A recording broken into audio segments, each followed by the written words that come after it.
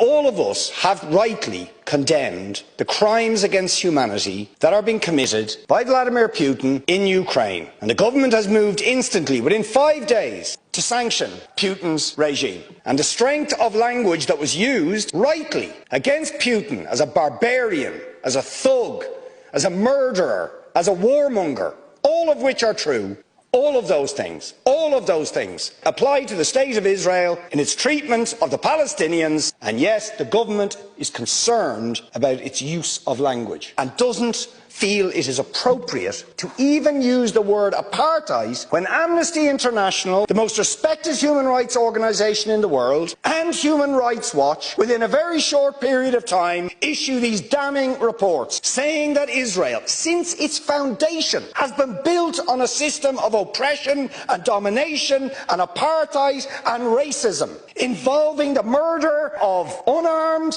innocent civilians on a regular basis, Gaza in a permanent state of humanitarian crisis. And yet you want to be careful about your language. You're happy to correctly use the most strong and robust language to describe the crimes against humanity of Vladimir Putin, but you will not use the same strength of language when it comes to describing Israel's treatment of the Palestinians, when it is now being documented and detailed by two of the most respected human rights organisations in the world. You don't want to even use the word apartheid. 5 days sanctions against Putin and his thugs, 70 years of oppression by the Palestinians, and it wouldn't be, what was the word you used? It wouldn't be helpful to impose sanctions. Exactly the same types of sanctions you've just initiated against Vladimir Putin. Will you support it? And I think the answer is clearly you're not going to. And then we ask the question, why? Why?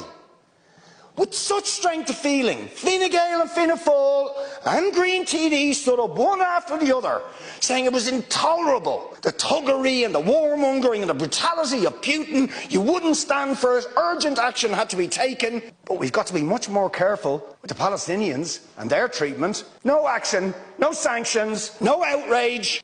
Words of concern. We'll raise it. We'll raise it. We'll call on them to do things. Now, you see, if you're going to have moral standards, those standards have to be consistent. Show some moral backbone, show some consistency. Otherwise, they are not standards at all. They are just cynicism.